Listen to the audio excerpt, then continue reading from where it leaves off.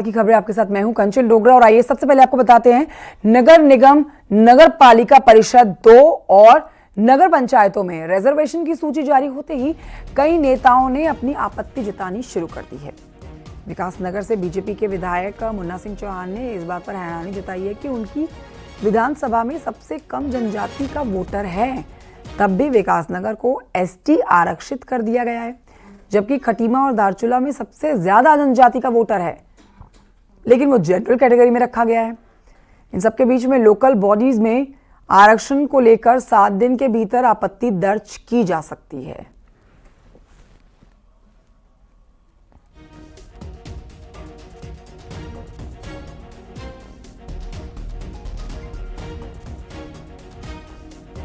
जो 3 नगर पालिका परिषद है, खटीमा, धारचूला और विकासनगर, इसमें विकासनगर में जनजातियों की आबादी सबसे कम है, तो पहले ज्यादा आबादी वाले आरक्षित होंगे। खटीमा और धारचूला को उसको अनारक्षित दर्शाया गया और विकासनगर को आरक्षित कर दिया गया। तो ये मुझे लगता है कि बड़ी चूक है। जो नियत प्रक्रिया है उसमें जो नियत प्राधिकारी है आपत्तियां सुनने के लिए, वो निदेशक नगर विकास है। नगर निगमों में पदों का आरक्षण जारी होने के बाद कांग्रेस ने आरक्षण प्रक्रिया पर सवाल खड़े कर दिए हैं। कांग्रेस प्रदेश अध्यक्ष करण माहरा ने 2 पॉइंट को लेकर सवाल खड़े किए हैं। पहला, कांग्रेस का कहना है कि ओबीसी आरक्षण को लेकर बनाई गई प्रवर समिति की रिपोर्ट पर विधानसभा की सहमति के बिना आरक्षण तय कर दिया गया। उनका कहना है कि ये विधानसभा की अवमानना है। दूसरा और प्रमुख मुद्दा 10 लाख से कम अनुसूचित जाति की संख्या वाले नगर निगमों को आरक्षण की परिधि से बाहर रखे जाने का है। कांग्रेस प्रदेश अध्यक्ष का क्या कुछ कहना है, आइए आपको सुनाते हैं। एक तो हर बार कोई भी इस तरीके के चुनाव आते हैं, रोस्टर का पालन ना हो, इसके लिए कुछ ना कुछ सीटों में इधर उधर अदला बदली करने की एक नया ट्रेंड जो है बीजेपी ने चलाया, ताकि रोस्टर पे काम ना हो।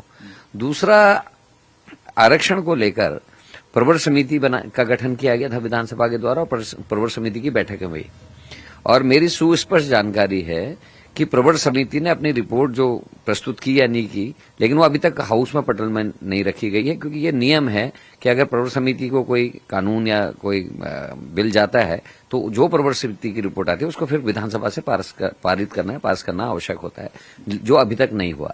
सरकार ने एक जियो जारी करके आरक्षण अपना लागू कर दिया, ये विधानसभा की अवमानना भी है ना, वो गलत है। और इस पर और जानकारी हमारे सहयोगी सुनील नप्रभात देंगे। देहरादून से हमारे सहयोगी इस समय हमारे साथ मौजूद हैं। सुनील, देखिए, कांग्रेस का सवाल उठाना लाजमी है, करण माहरा जिस तरह की बात कर रहे हैं, लेकिन यहाँ पर बीजेपी के अपने भी सवाल उठा रहे हैं, उसे चूक बता रहे हैं। मुन्ना सिंह चौहान की हम बात करें, बीजेपी के विधायक हैं। बिल्कुल कंचन, क्योंकि जो नगर निगमों का आरक्षण होता है, नगर पालिकाओं का आरक्षण होता है और नगर पंचायतों का जो आरक्षण होता है, इनका अपना अपना एक फॉर्मूला होता है। नगर निगम चूंकि पूरे प्रदेश के लेवल पर इनका आरक्षण तय होता है, इसीलिए इसको शहरी विकास विभाग करता है। इसी तरह से नगर पालिकाएं और नगर निगम, नगर पंचायतों का आरक्षण अलग अलग बॉडीज, अलग अलग लेवल पर तय होता है। इसके अपने कुछ फिक्स मानक हैं। कांग्रेस की जो मुख्य आपत्ति है, उसका कहना है कि जो सरकार ने, जो शहरी विकास विभाग ने इस बार नगर निगमों में एक फॉर्मूला तय किया कि जिन भी नगर निगमों में एससी पॉपुलेशन 10,000 से कम होगी, उनको एससी आरक्षण की परिधि से बाहर कर दिया गया। ऐसे करीब उत्तराखंड में 3 से 4 नगर निगम हैं जिनको इस बार एससी रिजर्वेशन के फॉर्मूले में नहीं लिया गया, क्योंकि उनकी जनसंख्या 10,000 से कम थी। ये कांग्रेस का कहना है कि ये मूल अधिकारों का हनन है एससी जाति के। तो लिहाजा कांग्रेस ने आज शाम को एक मीटिंग भी बुलाई है, वो इससे विचार विमर्श करने वाले हैं कि पार्टी का अगला कदम क्या हो। ठीक इसी तरह से बीजेपी के अपने विधायक मुन्ना सिंह चौहान ने विकासनगर सीट को लेकर एक ऑब्जेक्शन लगाया है कि वहां पर एसटी कम है, लेकिन उसको एसटी के लिए रिजर्व कर लिया गया। हालांकि अभी 1 हफ्ते का समय होगा जब लोग अपने ऑब्जेक्शन रिकॉर्ड करा सकते हैं, दर्ज करा सकते हैं। अब देखना होगा इस मामले में कि अगर ये भी संभावना है कि कांग्रेस हाईकोर्ट का भी रुख करे, कोर्ट का भी रुख करे, लेकिन पहले फिलहाल 1 हफ्ते का समय जो आपत्ति दर्ज कराने का है, तो इसमें आपत्तियां दर्ज हो सकती है। और ये भी बहुत संभावना है कि ये पूरा जो चुनावी जो प्रक्रिया है वो किसी कानूनी पेंच में भी जा सकती है। ठीक है, बहुत शुक्रिया आपका जानकारी के लिए सुनील प्रभात।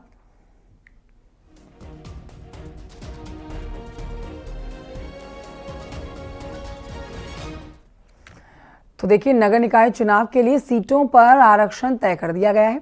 हरिद्वार नगर निगम सीट को इस बार ओबीसी महिला के लिए आरक्षित किया गया है, यानी कि हरिद्वार की जनता को इस बार भी महिला मेयर को ही चुनना होगा। नगर निगम सीट ओबीसी महिला घोषित करने के बाद जहां एक तरफ लंबे समय से मेयर बनने की तैयारी कर रहे कई पुरुष नेताओं के अरमानों पर पानी फिर चुका है, तो वहीं बीजेपी और कांग्रेस दोनों अब नई रणनीति बना रहे हैं ताकि निकाय के रण को जीता जा सके।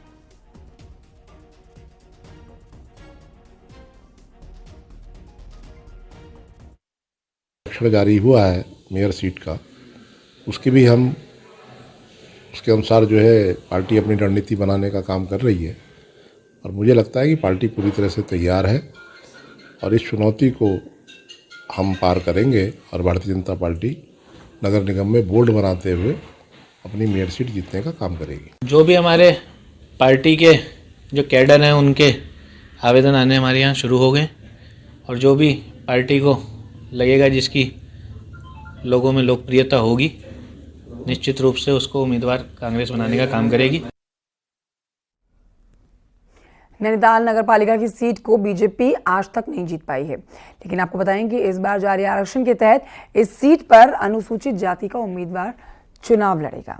आरक्षण जारी होने से बीजेपी कांग्रेस के कई महिला और पुरुष उम्मीदवारों को धक्का लगा है। अब बीजेपी कांग्रेस के पास गिने चुने दावेदार बचे हैं।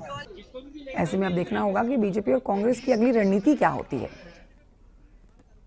कि आप लोग इस भाव से जैसे परिवार में उत्तराखंड के पंचायतों में प्रशासकों का मुद्दा हाईकोर्ट पहुंच चुका है। जी हां, हाईकोर्ट में अगली सुनवाई अब 17 दिसंबर को होने जा रही है और तब तय होगा कि प्रशासक बनाए गए जनप्रतिनिधि कुर्सी पर रहेंगे या फिर नहीं। वहीं पंचायतों पर पॉलिटिक्स भी शुरू हो गई है। रिपोर्ट देखिए।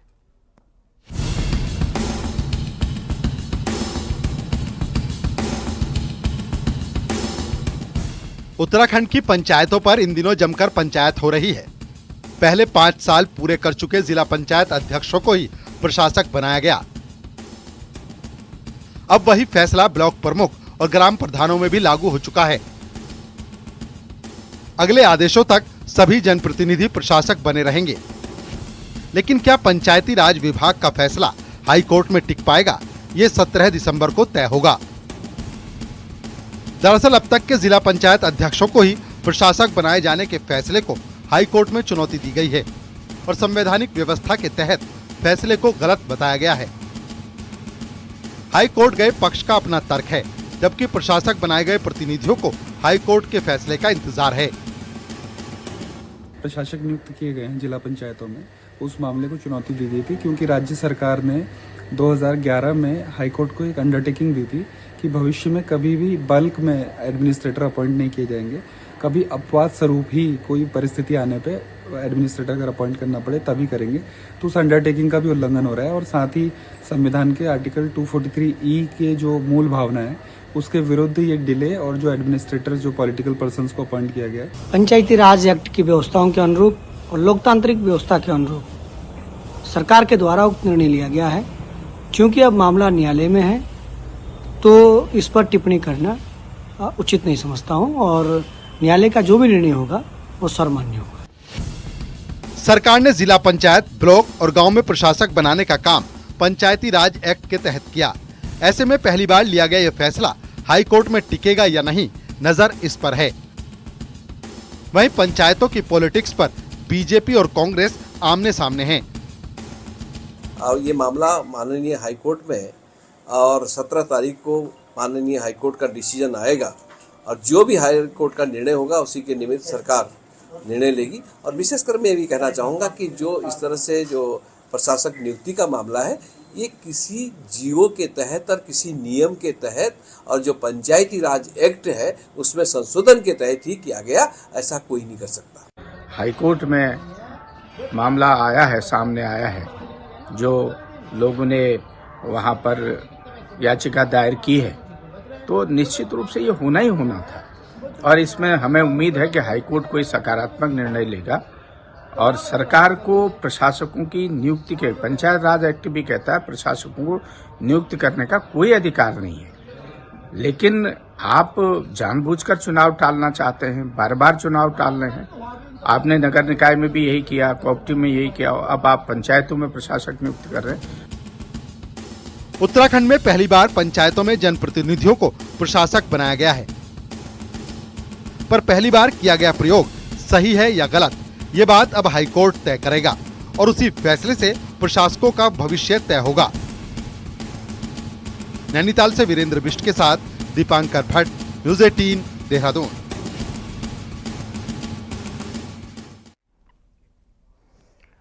और आइए बढ़ते हैं आगे, आपको बताते हैं सीएम पुष्कर सिंह धामी ने पीएम मोदी का आभार जताया है। दरअसल शनिवार को संसद में पीएम मोदी ने यूसीसी का जिक्र किया था। वहीं सीएम धामी ने कहा है कि पीएम मोदी के 11 संकल्प के साथ पूरा देश है।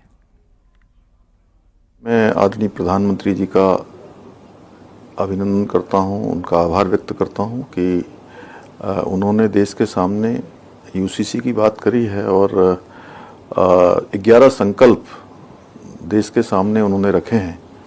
निश्चित रूप से हमारा राज्य उत्तराखंड आदरणीय प्रधानमंत्री मोदी जी के मार्गदर्शन में पहले ही यूसीसी का विधेयक पारित कर चुका है और हम सौभाग्यशाली मानते हैं देवभूमि उत्तराखंड के लोग कि ये यूसीसी की जो गंगोत्री है, यूसीसी की गंगा है। जिस प्रकार देवभूमि उत्तराखंड से माँ गंगा निकलकर पूरे देश को जल और जीवन देने का काम करती है, उसी प्रकार से ये यूसीसी की गंगा भी पूरे देश को लाभ देगी आने वाले समय में। और कल हैरान करने वाली बात थी कि जब आदरणीय प्रधानमंत्री जी 75 वर्षों के गौरवशाली देश की यात्रा का वृतांत रख रहे थे, संसद के अंदर जब अपनी बात रख रहे थे, उस समय कांग्रेस के लोग इस प्रकार से तिलमिलाए थे, इस प्रकार से वो जो है संसद को डिस्टर्ब कर रहे थे। निश्चित रूप से उसकी जितनी निंदा की जाए वो कम है। खबर विकास नगर से, जहां पर बड़ा सड़क हादसा हो गया है और सड़क हादसे में एक शख्स की मौत हो गई है जबकि एक महिला घायल हुई है। कनबुआ गांव जा रही ऑल्टो कार कालसी से 10 किलोमीटर आगे एक मोड़ पर टकरा गई है और गहरी खाई में गिर गई है। 800 मीटर गहरी खाई में गिरने के बाद कार के परखच्चे उड़ गए। घटना की सूचना मिलते ही कालसी थाना पुलिस और एसडीआरएफ की टीम ने मौके पर मोर्चा संभालते हुए रेस्क्यू ऑपरेशन चलाया। रेस्क्यू टीम ने एक शव को खाई से बाहर निकाला जबकि गंभीर हालत में घायल एक महिला को हायर सेंटर रेफर किया गया है।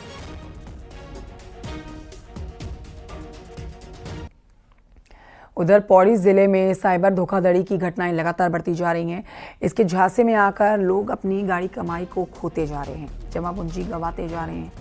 अब इस साल में आपको बताएं कि पुलिस ने साइबर धोखाधड़ी के कुल 72 केस दर्ज किए हैं और कड़ी मशक्कत के बाद पुलिस ने इस साल 58 आरोपियों को पकड़कर 1 करोड़ 3 लाख की धनराशि साइबर ठगों से वसूल की है।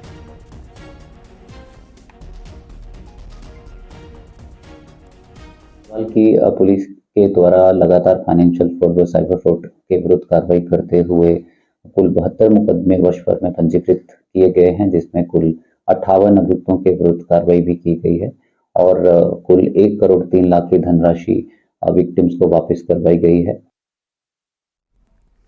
खबर रुड़की से, जहां पर पुलिस ने वेरिफिकेशन ड्राइव चलाया हुआ है और देहात कई क्षेत्र में पुलिस ने वेरिफिकेशन अभियान को चलाया हुआ है, जिसमें गन्ना कोल्हू समेत औद्योगिक क्षेत्र में बिना सत्यापन के किराएदार रखने पर मकान मालिकों का चालान भी किया गया। आपको बता देते हैं कि पुलिस लगातार देहात क्षेत्र में चौपाल और सत्यापन अभियान चलाकर आपराधिक घटनाओं पर लगाम लगाने की कोशिश कर रही है।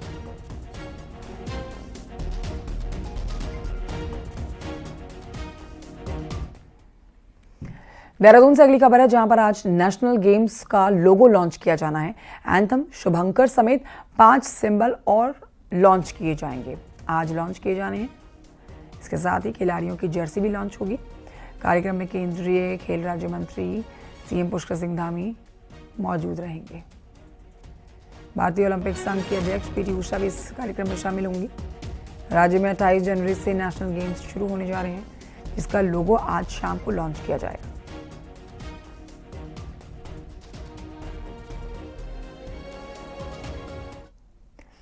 उत्तरकाशी में वरुणावत पर्वत के टॉप से पहली बार 2 विदेशी पैराग्लाइडर ने पैराग्लाइडिंग की है और ये साहसिक पर्यटन को बढ़ावा देने के लिए पैराग्लाइडिंग को एक संदेश दिया है। पैराग्लाइडिंग के थ्रू पैराग्लाइडिंग के शौकीन लोगों को एक संदेश दिया है कि उत्तरकाशी में साहसिक पर्यटन हो सकता है। दोनों विदेशी नागरिकों ने टॉप से करीब 4,970 फीट की ऊंचाई से जोशियाड़ा झील के लिए पैराग्लाइडिंग के माध्यम से टेक ऑफ किया, लेकिन झील के आसपास बिजली के ज़्यादा तार होने की वजह से सुरक्षित इनकी लैंडिंग पहले ही करवा दी गई। काशी बर्नावट टॉप से पहली बार 2 विदेशी जो पैराग्लाइडर थे उन्होंने वहाँ से फ्लाई करी है, और जो उनका यहाँ आने का मतलब था और जो उन्होंने फ्लाई करी है उसका ये है कि यहाँ पे भी उत्तरकाशी में भी इस तरह के जो एडवेंचर स्पोर्ट्स हैं उनका पोटेंशियल है, और इस तरह के जो एडवेंचर स्पोर्ट्स है वो यहाँ पे भी ऑर्गेनाइज किए जा सकते हैं। राजधानी देहरादून में लगातार बढ़ रही ट्रैफिक की समस्या को देखते हुए पुलिस नया कदम उठाने जा रही है। ट्रैफिक व्यवस्था को सुधारने के लिए AI यानी कि आर्टिफिशियल इंटेलिजेंस का इस्तेमाल किया जा रहा है, जिससे ट्रैफिक मैनेजमेंट सिस्टम में कई प्रकार से मदद मिलेगी, जिसके लिए तैयारियां भी तेज कर दी गई हैं। जो है उससे सारा सिस्टम इंटीग्रेट हो जाता है, और क्योंकि जो सॉफ्टवेयर है वो जहाँ पर भी इश्यूज आ रहे हैं उनको आइडेंटिफाई कर रहा है और डायनामिक सॉल्यूशंस प्रोवाइड करता है। तो अगर हम लोग बेहतर इफेक्टिव सिस्टम बनाने में कामयाब हो जाते हैं तो इससे सभी को रिलीफ होगा, जो पब्लिक है उसको रिलीफ होगा। जब बड़े फंक्शंस होते हैं या कभी किसी रोड पे डिसरप्शन आ जाता है, उसके चलते लोगों को दिक्कतें आती हैं, तो उसमें जो प्रॉब्लम्स हैं उसको हम बहुत हद तक मिनिमाइज कर पाएंगे। सरकार ने रोजगार के लिए युवाओं को बाइक टैक्सी से जोड़ लिया है। और देखिए, यहाँ आपको बताएं कि सरकार ने भले ही ये कदम उठाया हो, लेकिन प्रशासन की लापरवाही से अब नैनीताल की सड़कों पर इन टैक्सी बाइक की बाढ़ सी आ गई है। हालात बेकाबू होते हुए भी नजर आ रहे हैं। रिपोर्ट देखिए।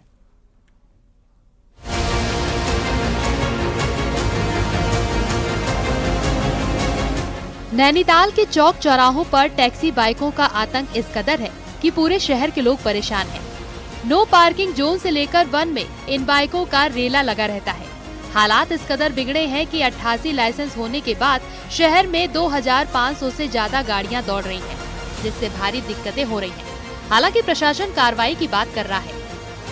इसी के लिए सत्यापन की कार्रवाई की जा रही है, जिससे ये पता लगाया जा सके कौन से लोग इसमें रोजगार कर रहे हैं और किनका बिजनेस है, जिससे हमारे नैनीताल की जो ट्रैफिक व्यवस्था जो चरमरा गई है उस पर व्यवस्था बनाई जाए। इनको हम अलग से आइडेंटिफाई करेंगे, जिससे इनकी पहचान हो सके, कलर कोडिंग करेंगे। 2017 के बाद नैनीताल शहर में इन टैक्सी गाड़ियों को हाई कोर्ट ने बैन कर दिया था, जिसके बाद बाइक टैक्सी के लाइसेंस जारी किए गए। लेकिन नौकरी पेशा लोगों ने खुद को बेरोजगार बताकर बाइकें किराए पर देने का कारोबार शुरू कर दिया, जिसके बाद शहर में बाइक टैक्सी की मानो बाढ़ सी आ गई। यहाँ पे होटल हैं, कई लोग बाहर के लोग हैं, वहाँ पे जॉब करते हैं। आपका कोई भी काम करता है तो उन्होंने भी अपना 2-3 गाड़ियाँ रखी हुई हैं, तो उनकी वजह से अचानक ये जो है गाड़ियों की तादाद नैनीताल में इतनी बढ़ गई, जबकि 2 या 3 साल पहले ऐसी स्थिति नहीं थी। यहाँ पे ठीक ठाक काम चल रहा था बिल्कुल। अचानक इस साल जो है बहुत ज्यादा संख्या बढ़ गई। शहर में बाइक टैक्सी की बढ़ती भीड़ को लेकर प्रशासन अब वेरिफिकेशन की बात कर रहा है, ताकि ये सामने आ सके कि शहर में कितनी बाइक टैक्सियां नियम के खिलाफ चल रही हैं। न्यूज़ 18 के लिए नैनीताल से वीरेंद्र बिस्ट की रिपोर्ट। केदारनाथ और बद्रीनाथ धाम में सुरक्षा के लिए इंडो तिब्बत बॉर्डर पुलिस यानी कि ITBP के जवानों की तैनाती कर दी गई है। दोनों धामों में ITBP के जवान जो हैं वो मोर्चा संभालेंगे। इसके साथ ही पुलिस और बद्रीनाथ केदारनाथ मंदिर समिति के कर्मचारी भी शीतकाल में मंदिरों में सुरक्षा देंगे। 6 महीने तक दोनों धामों की सुरक्षा ITBP के जवानों के हाथ में रहती है। 2022 में केदारनाथ धाम के गर्भगृह में सोने की परत चढ़ाई गई थी, जिसके बाद से केदारनाथ धाम की सुरक्षा में ITBP के जवानों को तैनात किया जाता है।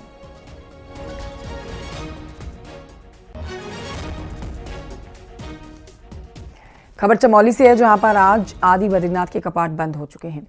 रात 8:30 बजे मंदिर के कपाट बंद हो जाएंगे।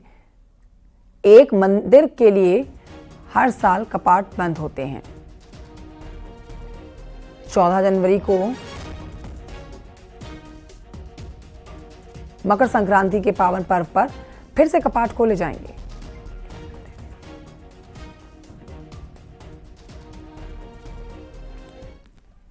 उत्तरकाशी में शीतकालीन चार धाम यात्रा को लेकर जिला प्रशासन मुस्तैद है।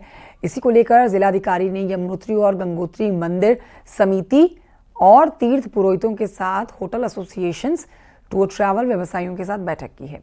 शीतकालीन यात्रा को देखते हुए जिले में बर्फबारी और पाले से प्रभावित होने वाली सड़कों को चालू रखने को लेकर बात की गई है। साथ ही डीएम ने शीतकालीन चार धाम यात्रा में आने वाले लोगों के लिए खास इंतजाम करने को कहा है ताकि उन्हें कोई दिक्कत ना हो। शीतकालीन गद्दी है, उसके चारों तरफ वो व्यवस्था है जो हमारी चारधाम यात्रा वाली हैं वो अवस्थित हैं और वहाँ हमारे जीएमबी के गेस्ट हाउस भी है और होटल भी है, सब व्यवस्थाएं हैं। और ऐसे ही मुकबा भी हमारा बिल्कुल हर्षिल से लगा हुआ है। हर्षिल में हमारी सभी प्रकार की व्यवस्था है। अगर यात्री चाहे कम संख्या में आए, ज़्यादा संख्या में है, उनको हम लोग वही सुविधा देंगे जो हम चारधाम यात्रा में देते आ रहे हैं। पौड़ी से, जहां पर सर्द मौसम के बावजूद बर्फबारी और बारिश नहीं होने से अब विभाग और पर्यावरणविदों की चिंता बढ़ गई है।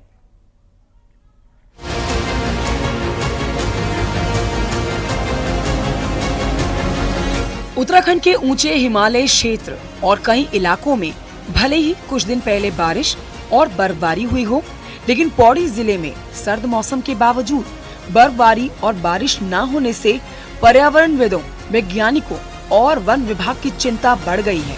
दरअसल बीते 4 महीने से पौड़ी में बारिश नहीं होने से जमीन की नमी उड़ चुकी है और अब इसका सीधा असर फायर सीजन में होने वाले वन अग्नि की घटनाओं पर पड़ सकता है। अभी से वन विभाग को फायर सीजन के लिए पूरी तैयारी करनी पड़ेगी। अगर वन विभाग अभी से अपनी फायर लाइन वगैरह काट देता है तो कुछ हद तक हम आग पे काबू पा सकते हैं, क्योंकि ज़मीन की नमी बर्फबारी ना होने से, बारिश ना होने से लगभग ख़त्म हो चुकी है और इस बार फायर सीजन में इसका परिणाम देखने के लिए मिलेगा। हालांकि वन विभाग जंगलों में लगने वाली आग की घटनाओं को रोकने के लिए कंट्रोल बर्निंग शुरू करने जा रहा है। डीएम पौड़ी ने भी वन विभाग को कड़े निर्देश दिए हैं कि फायर सीजन से पहले सुरक्षात्मक काम तेजी से किए जाएं। हमारा मेन फोकस पिरूल के एकत्रीकरण पे या कम्युनिटी पार्टिसिपेशन पे, जो शीतला खेत मॉडल है उसको भी हम कुछ पर्टिकुलर पॉकेट्स में ट्राई कर रहे हैं और साथ ही जो न्यूसेंस मेकर हैं और आग लगाने की गतिविधियों में संलिप्त पाए जाएंगे उनके खिलाफ स्ट्रिक्ट एक्शन लेने के लिए भी मेरे द्वारा कहा गया। पौड़ी में ठंड के मौसम में बारिश और बर्फबारी की बेरुखी फायर सीजन में घातक हो सकती है। ऐसे में वन की निगाहें भी बारिश और बर्फबारी पर टिकी है। न्यूज़ 18 के लिए पौड़ी से आलोक रावत की रिपोर्ट।